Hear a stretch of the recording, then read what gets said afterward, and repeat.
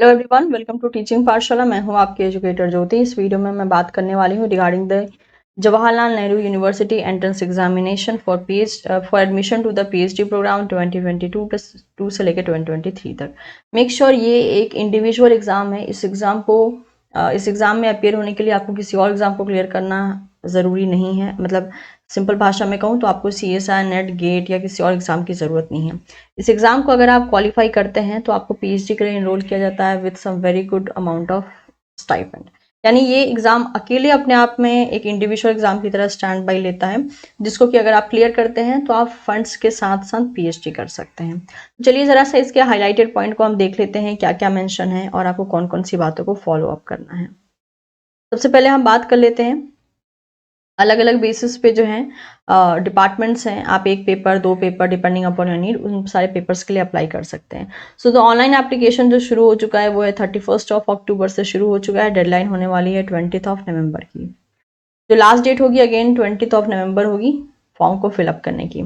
अब मैं फ़ी की बात कर लूँ तो अगर आप एक पेपर के लिए भरते हैं तो इतना अमाउंट पड़ेगा for general, SC, ST, PWD, OBC के लिए इतना, BPL के लिए इतना और फॉरेन नेशनल्स के लिए इतना।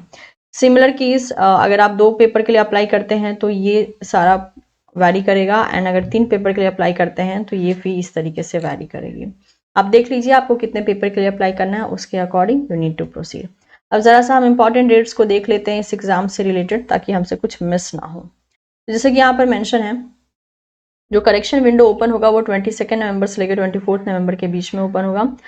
डाउनलोडिंग ऑफ एडमिट कार्ड जो है वो डेट बाद में अनाउंस किया जाएगा NTA की वेबसाइट पे। डेट ऑफ एग्जामिनेशन होने वाली है 7th, 8th, 9th, 10th December 2022। Duration of exam होने वाला है 3 आवर्स का। टाइमिंग ऑफ एग्जाम होने वाला है, पहला सेशन होगा 9:30 से 12:30 के बीच में, सेकंड सेशन होगा 2:30 से 5:30 के बीच में। Date, centre and shift of examination, ये सब चीज़ें आपके एडमिट कार्ड में मेंशन होंगी। Recorded response and answer key के response sheet and answer key के बारे में आपको बाद में अनाउंसमेंट कर दी जाएगी। वेबसाइट जहाँ पे आपको विजिट करना है वो है ये 3 वेबसाइट, जो कि आपकी मदद करेंगी सारी चीज़ों के बारे में इंफॉर्मेशन लेने में। आपको अप्लाई करना है इस पर्टिकुलर वेबसाइट के थ्रू, और आपको सारा का सारा ब्रोशर अच्छे से पढ़ लेना है। यानी जिस ब्रोशर से मैं आपको बता रही हूँ उन ब्रोशर्स को भी अच्छे से आपको पढ़ लेना है। आप देख सकते हैं 93 पेज है यहाँ पे टोटल। ऑब्वियसली मेरे लिए पॉसिबल नहीं होगा 93 पेज के पूरे डिटेल को आपके सामने रखना, क्योंकि वो सारा का सारा पेज हर एक स्टूडेंट को नहीं पढ़ना है। आपकी कौन सी कैटेगरी है, यानी आपका एलिजिबिलिटी क्राइटेरिया क्या है, कौन सा शिफ्ट आपका पड़ेगा, उसके अकॉर्डिंग देख के आपको चीज़ों को रीड आउट करना है। चलिए ज़रा सा इस एग्ज़ाम के बारे में हम जान लेते हैं। तो एक पीएचडी प्रोग्राम ऑफर करने वाला एक एग्ज़ाम है, जो कि JNU के थ्रू मेनली पब्लिश किया गया है, और ये कंडक्ट करवाएगा NTA। और इसमें जो बच्चे सेलेक्ट होंगे उनको पीएचडी ऑफर की जाएगी, और जो सिलेक्शन होगा उसमें 70% वेटेज जो है CBT मोड में जो एग्ज़ाम होने वाला है उसके स्कोर का होगा, एंड 30% वेटेज वाइवा वॉइस का होगा, और इसके बेसिस पे जो है आपका सिलेक्शन कंसिडर किया जाएगा। जरा सा हम बात कर लेते हैं स्कीम ऑफ एग्जामिनेशन के बारे में। मोड ऑफ एग्जामिनेशन होने वाला है CBT मोड। ड्यूरेशन होगा 3 आवर्स का। टाइप ऑफ क्वेश्चन होगा multiple choice question. Total question होगी 100, और हर एक करेक्ट क्वेश्चन पे 1 मार्क्स दिया जाएगा। No negative marks. पेपर का मीडियम होगा इंग्लिश। यानी 100 क्वेश्चन है तो हम कह सकते हैं कि 100 मार्क्स के क्वेश्चन होंगे। हर एक सही क्वेश्चन पे 1 मार्क्स मिलेगा, गलत क्वेश्चन पे कोई भी नेगेटिव मार्क्स नहीं देखा जाएगा। सिलेबस के लिए अगर आपको जानना है कि इस टेस्ट का सिलेबस क्या होने वाला है, तो इस पर्टिकुलर वेबसाइट पे आप विजिट करके इस लिंक का यूज़ करके आप सिलेबस देख सकते हैं। अब बात कर लेते हैं हम रिजर्वेशन कैटेगरी के बारे में regarding the relaxation for the admission. Relaxation of 5% marks from 55 to 50 और इक्विवेलेंट रिलैक्सेशन ऑफ ग्रेड में be allowed for those belonging to the SC, ST, OBC, NCL, PWD as पर the UGC from time to time. तो अगर आप इन सारी category से belong करते हैं तो आपको 5% मार्क्स का रिलैक्सेशन मिल सकता है। एलिजिबिलिटी के बारे में बात करें तो एलिजिबिलिटी क्राइटेरिया जो है ये कैटेगरी वाइज देंगे। दैट मीन्स जितनी भी कैटेगरी से एग्जाम लेने वाले हैं सभी कैटेगरी के लिए एलिजिबिलिटी क्राइटेरिया अलग अलग तरीके से दी जाएगी। एज लिमिट जो है मेंशन करके रखा है, there is no maximum age limit for candidates for appearing in the PhD programme. तो ये एक अच्छी चीज़ है कि इन्होंने कोई भी एज लिमिट नहीं लेके रखी है। तो कोई भी बच्चा, चाहे आप कितने भी एज ग्रुप से बिलोंग करते हो, आप इस PhD एंट्रेंस एग्जाम के लिए अप्लाई कर सकते हैं। और सब्जेक्ट वाइज क्वालिफिकेशन के बारे में हम लास्ट में बात करेंगे।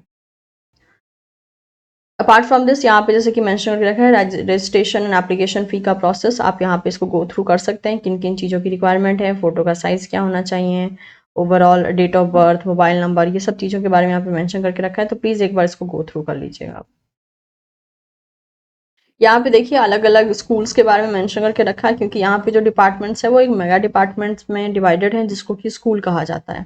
तो यहाँ पे अलग अलग बेसिस पे स्कूल मेंशन करके रखा है। जैसे कि हमारा साइंस लाइफ साइंस से बिलोंग करता है, तो हम जिस स्कूल में इंटरेस्टेड हैं वो है स्कूल ऑफ लाइफ साइंसेस, जो कि है ये 5th नंबर का, and school of biotechnology. Okay, तो ये दो आप कह सकते हो। इसके अलावा ये भी है 9th वाला, school of computation and integrative science. तो इन तीनों एरिया के लिए, एंड लास्ट है special centre for nano science. तो ये 4 ऐसे ब्रांचेस हैं जो कि लाइफ साइंस डिपार्टमेंट से बिलोंग करते हैं। एंड ऑफ कोर्स एक और है यहाँ पर, that is school of environmental sciences. तो ये हो गया this one and this one. Okay, there is one more, that is school special centre for molecular medicine, ये भी हो गया।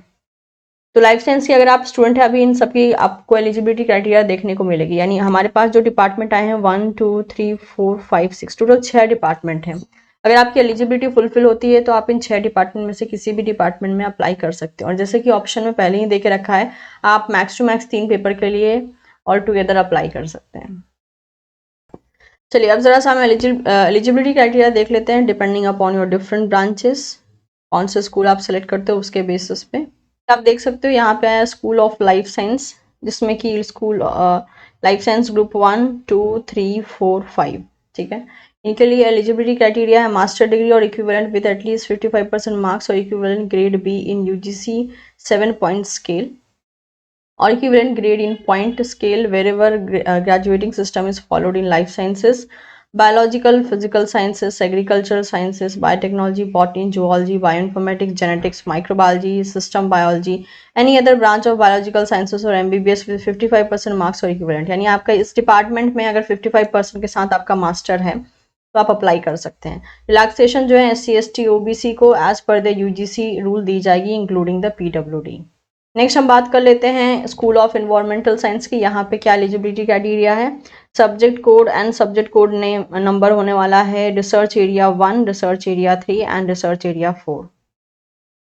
सो एलिजिबिलिटी में only those candidates shall be consider for admission to the PhD program who have MSc in any branch of basic और applied sciences और BE BTech MBBS with 55% marks और equivalent grade B in UGC 7 point scale.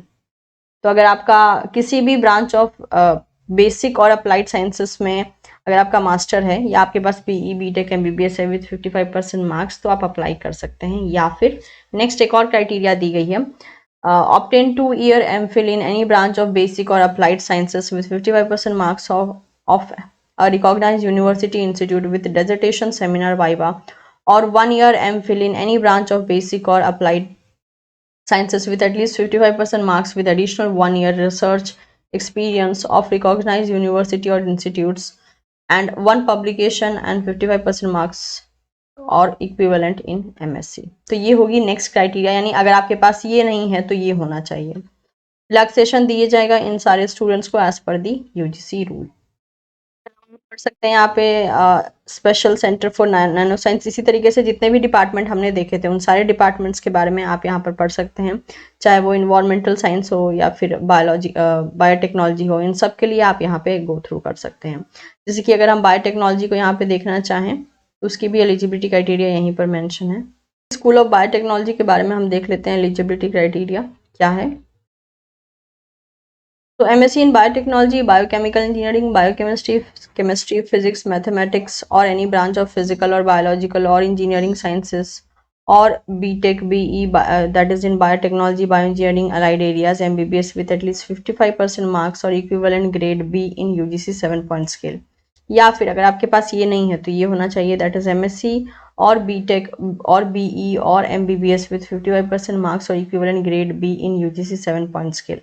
या इसके अलावा अगर आपके पास ये भी नहीं है तो ये भी कंसिडर किया जाएगा, that is that person has obtain 2 year MPhil degree with at least 55% marks of recognised university institutes with dissertation seminar viva, or 1 year MPhil with 55% marks with additional 1 year research experience of recognized university institutes or 1 publication and 55% marks or equivalent in MSc BE BTech MBBS।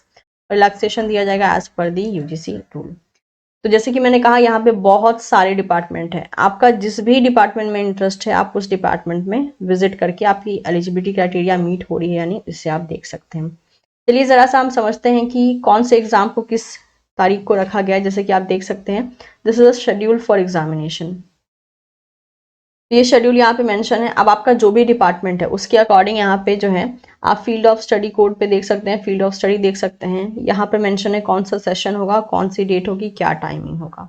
इस तरीके से जिस भी timing, जिस भी branch में आप interested है उस ब्रांच के बारे में यहाँ पे आप देख सकते हैं। जैसे कि अगर मैं आपको एग्जाम्पल देना चाहूँ तो यहाँ पर मेंशन है 8 ऑफ दिसंबर 2022 को टाइमिंग होगा 2:30 से लेके 5:30 तक, सेशन होगा 4th। यहाँ पे जो है बायोटेक्नोलॉजी का आप देखना चाहें तो this will be the program code, this will be the field code, this will be the field that is biotechnology, और ये होगा school that is school of biotechnology. इसी तरीके से आप लाइफ साइंस में इंटरेस्टेड है, नैनो साइंस में है, मॉलिक्यूलर मेडिसिन में, जिस भी डिपार्टमेंट में आप इंटरेस्टेड हैं आप इस लिस्ट में सब कुछ चेक कर सकते हैं। जितनी भी पीडीएफ को मैंने यूज करके आपको इन्फॉर्मेशन दिया है सबका लिंक आपको डिस्क्रिप्शन बॉक्स में ही देखने को मिल जाएगा। आई एम एक्सपेक्टिंग कि जितना भी इन्फॉर्मेशन मैंने दिया है वो इन्फॉर्मेशन आपके लिए यूजफुल रहेगा। Do share this video with your friends जो कि इस टाइप के एग्जाम का वेट कर रहे थे। And of course don't forget to subscribe teaching Pathshala. Thank you so much everyone. मिलना होगा बहुत ही जल्द आपसे एक आने वाले नेक्स्ट वीडियो में।